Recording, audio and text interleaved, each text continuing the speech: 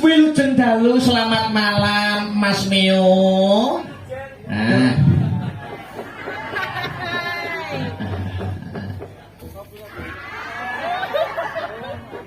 Wis muni urung? Halo. Muni. Cah-cah HR jarak. Selamat malam Mak Cange Yulimbo, Mas Akbar sing bagus dhewe. Amin. Amin. Bagus ora ngerti kanggone konoan Sik, maksudnya piye? Iki lagi ketemu kok tembungmu kok wis ngabangne kuping. Konoan ki kanggone ora mungkin nguyuh tok ya bar. Terus maksudnya? Oh, yo kenek yo Kang, kok tak WA. Iya. Aku rum wayahe. Mas Dalang untune ginsel nek ndak bagus. Lek Nek wau tenggen pondokan kuwata sing nyuwun foto. Amin. Wajan kok enten sing lemu wau Pak Iyange jenengan sing anyar, Pak. Wah, mboten niku priyayi mriki kok, priyayi pengko mriki. Oh, aku ke salin ning kono ki ya enek sing nunggoni pacarku anyar, Mas. Pacare Mas Mio baru? Neng kene iki Siapa namanya Mas Mio? Lia. Oh, wemu. Lia iki pacarmu sing anyar. Nah, aku dan awake lemu banget. make up ditonggoni. Nek ngandeng kuwi ambekane iso bos.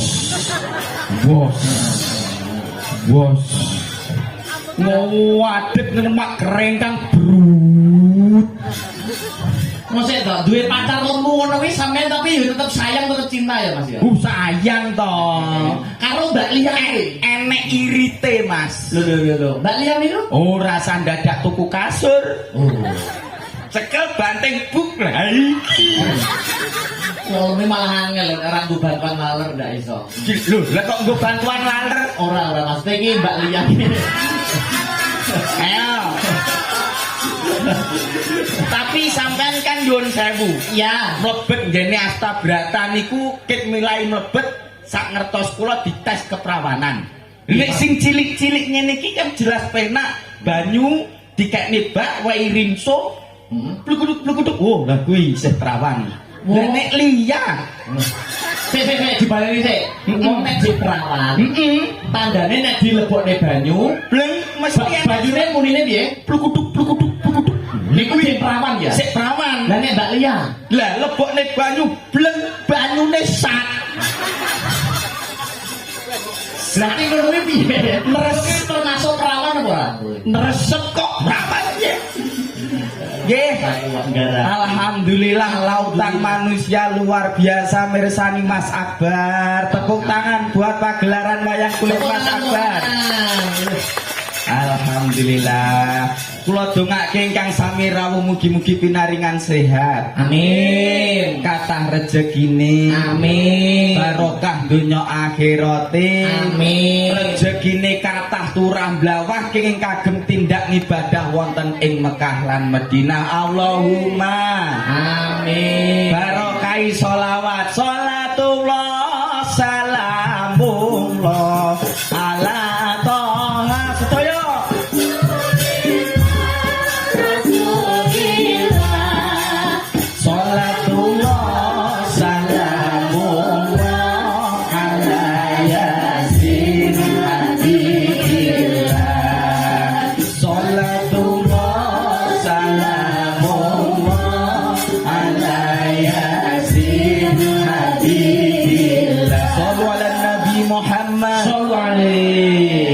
Kesempatan malam hari ini acaranipun bersih dusun. Resik dusun nite an-nadhafatu minal iman. Artinya kebersihan itu sebagian daripada iman. Resik dusun menika berarti diresiki lahire nggih batine. Betul. Nggih kalbune nggih rejekine. Amin. Napa kok rejekine nggih diresiki diculne kagem sedekah, dana rasa, gelar pakeliran wayang kulit dari 430 kakak terkumpul dana sekitar 50 sekian. Wah, kagem gelar pagelaran wayang kulit wujud melestarikan budaya seni tradisi, Mas. Amin. Amargi napa ini dulu media siar Islam Kanjeng Sunan Kalijaga tetep diuri-uri sejak teng riki wayangan pertama nek boten klintu sejak tahun 1973. Wah, wayangan teng Pengkol niki. Dugi sak menika tahun 2025 rutin enek gange mung pas corona nika. Nggih, nggih. Kula apal. Kok iso apal, Mas? Oh, teko Pak Sukardi yo. Tak kira nek atimu ya ati Pengkol kene. Lho nek kula nek kali piantun Pengkol pun bate. Apa nyedulur? Nggih, nyedulur mugi-mugi panene brambang sae. Amin. Regane nggih sae. Amin. Amin ya rabbal alamin. Sing baku mboten namung rega lan brambang ingkang sae, mugi-mugi dipun barokahi Gusti Allah. Amin Allahumma. Amin ya Wonten ing tlatah Pengkol. Pengkol. Otak-atik gadong nggih Mas. Pripun Mas? Pripun Mas Mio? Pengkol. Pengkol. Ping rakaping anggone gelar pakeliran wayang kulit. Nggih. Kol. Oh. Kolaborasi antarane musik pentatonis dan diatonis dipadukan jadi satu menjadi pagelaran yang indah. Desane napa niki? Ngerami. Ngrami, Ayo. ngrembaka, rahayu, misuwur masyarakatipun.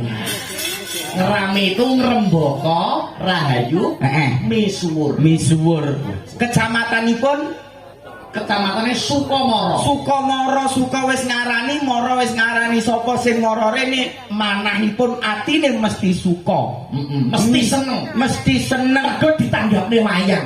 Mboten namung niku berarti masyarakatipun ugi grapyak semana betul luar biasa. Priyayi kene grapyak-grapyak Mas. Grapyak-grapyak niku pladene nggih bergas sedaya. Dagelan agek teko, "Wah, Mas Meo teko langsung kopi, teh, dahar, saking bergase urung diombe diundur neh." Niku dijoli sing langkung anget lho. Oh, Mas. iya. Mas. Tapi piantun mriki jelas kompak. Kompake Mas. Deloken ora sandadak dikongkon kabeh do madhep rene. Lah iya wong hiburane pusat hiburannya menghadap ke sini kok. Lah kae kok enek madhep rono sitok wong nguyuh. Kok yo awas men karo wong nguyuh. Nggih bakul dukono dukene luar biasa. Alhamdulillahnya juga, Nggih. syukurnya juga malam ini diparingi terang. Alhamdulillah niku berarti awet dungane sedaya masyarakat wonten ing tlatah mriki. Nggih. Badhe mirsani wayang ya Allah jenengan paringi terang alhamdulillah tak ijabah. Bibar isak wae pun kula gawakne uyah kok. Wah. Nggih sambungi panggung mriki. Saiki mertua. Nggih. As Akbar saiki mertua. Kuwi nyapa kok malah didhewe aku. Saking Anu gumune. Iso terang ngene kula gawakne uyah kula ubengi panggung niki. Wah. Terus carane syaratnya pirantine siji uyah. Loro Tahu enak kuwi, Bos. Tahu kan di samping enak. nyuwun sewu lho Mas. Mbok menawa nek enek petise. Kok malah Eneng ngombah tuwek kok terus uyah. Tahu nyuwun sewu lho Mas. pripun. Nek babakan udan. Lho. Oh, udan. Udan saka tan tolak bali ngetan. Udan saka kulon tolak bali ngulon. Lor. Tolak bali ngalor. Kidul. Tolak bali ngidul sing ora sisa sitok. Apa kuwi? Udan kon dhuwur. Mesti jeglok. Terus ora dhewe ngejak kancane lho mesti. Ngejak kancane akeh kok. Aku dhewe lambeku keploh.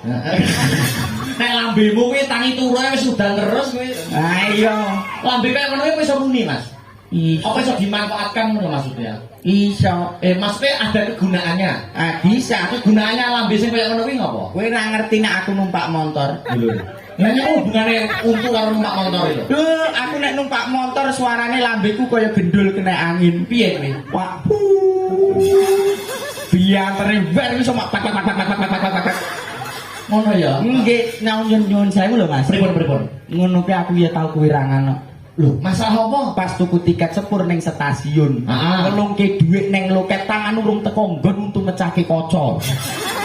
Kuwi jenenge untung bragas kuwi. Ayo kuwi rangan ya. Tapi nek ngono kuwi lah maksudmu dalam berumah tangga, ngono ki aman ya, Mas? Aman bangun rumah tangga. Ora ngerti spesiale wong untu monyong sampean. Lho, spesialis yang untu monyong niku napa? Apa mencium iki rong-rong kena lambes mak. Ya uri. Oh ya. Ki sindan-sindan iso malah kiri-kiri. Sinden sakmene mbane jagoku ya sitok. Apa? Yuku pinggir dhewe kan. Kok ketake kok anu to, mempunyai hubungan sama sinden pojok dhewe to sampean iki? Lah hubungan piye liyane nyinden terus kono maca mantra. Sinden pojok niku? Heeh. Maca mantra piye lho? Lah kono piye diluk-diluk masuk angin. Terus lupute ngono iso mlemet kene madarane. Terus engke semudun engke mbuh ning bedesan mbuh.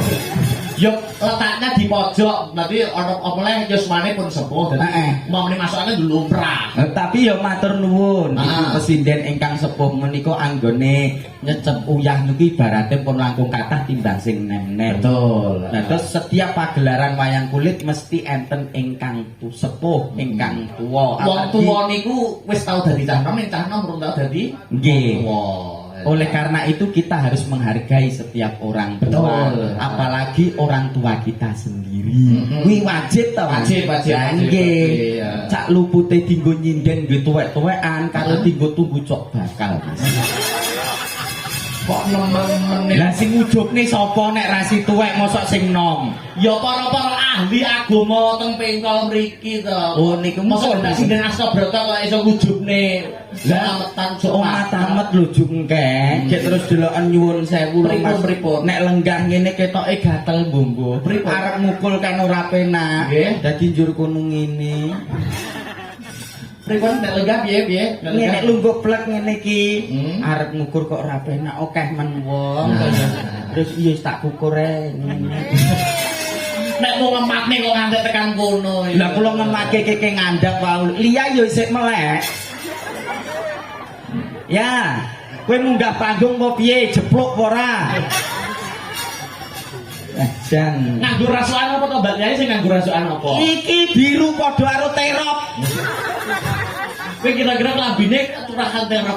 Iya, oh lah kuwi kae iki dadi ontran-ontran kok. Piye-piye Bekas sepanduk iki dienggo klambi karo Ria. Oh, bekas spanduk. Bekas sepanduk. Lah bekas spanduk biasanya nek tulisane Sepanduk kolam renang. Hmm. Jadi begitu dinggo ngene iki lah kok pas kene enek tulisane. Tulisane piye? Kedalaman 50 meter iki. Oh, iya. Mbah Neo. Lah winginane malah HP neh. Apike? Bekas sak kebo pupuk mbombo. Heeh. Lah kene iki lah kok enek tulisane berat bersih 50 kg. Nganggo ngono kuwi ya. Dinggo sing ngisor nggih Lah jarimu nak Mbak Lia pacarmu. Kowe ya aja gelem kalah nganggo bekas spanduk, nganggo bekas pamflet no. Iya tahu. Tahu. Tanggo katok ngene iki malah enek tulisane kok. Apa? Jangan digantung. Ya apa? Lho tenan bekase nggene pupuk nika lho. Sinden-sinden Astabrata. Luar biasa ayu-ayu. Ngene iki teko omah bojoku kudu tak pateni. Dipateni lampune terus ngibadah salat tahajud. Yuh, pikirane aja teko ndi-ndi. Orang itu harus menjunjung tinggi nilai kesetiaan. Oh, setia aku, Mas. Istri itu wong ya, enek tetep bukan ngene Mas. Piye? Wong rabi kuwi seneng. Ning aja seneng rabi. Ayo tekan ndi-ndi. Siji dinggo selawase Mas. Nyun sewu. Iya, kula dereng rabi nyun sewu. Nggih. Ning kula namung penyambung lidah karena dalan itu penyambung lidah dari para sesepuh. Nggih. Para senior. Setia itu perlu. Oh, perlu. Luar biasa. Wah, wong nek ora setia biasane ngentut ae ngono. Ibaratnya Mas, ada perumpamaan cinta itu buta. Cinta itu buta. Ibaratnya sak elek-eleke bojomu. Nek kowe ana dalan petuk cah wedok ayu, buta, meremo ning bali ning omah. Dengan prinsip ora ana wong wedok ayu sak liyane bojoku. Nah, ngono lho lakonono. Lah iya, wis tak kandhani kowe iki krungu apa ora kuping. Lho. Malah kandhane aku. Mas, Pripun? sinden sakmene mbiyane niki lho Mas dalam. Mbok dijumenengke. Nah, yo no, ini ada Mbak Rinvi. Saya belum pernah bertemu baru di panggung kali ini. Luar biasa. Ya. Ada pepatah mengatakan tak kenal maka tak Cium. tak sayang. Lah sayang ki nek ra ciummu ya ora penak. Nek sing nyium kowe mendene kok ramah-ramah. Diagem mic-nya Mbak Yu. Ayo dispon ta? Oh, seperti astagfirullah. Ayo. Mantap. Hei,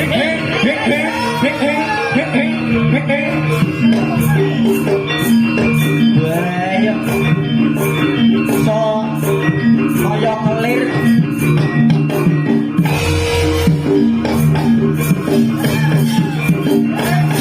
Berarti jaran deh.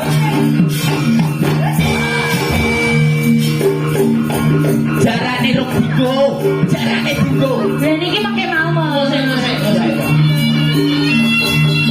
Tak cukup ya, tak cukup ya. Untuk membuka dulu, untuk membuka. Mas sabar. Dalam. Iki umpama jaran wedok. Aku ya pengen mengendarai. Rifan mbak, kok mengendarai ini kok maksudnya? Loh, kan lumrah tondo jaran kiki tumpakane menungso. Oh, ngoten.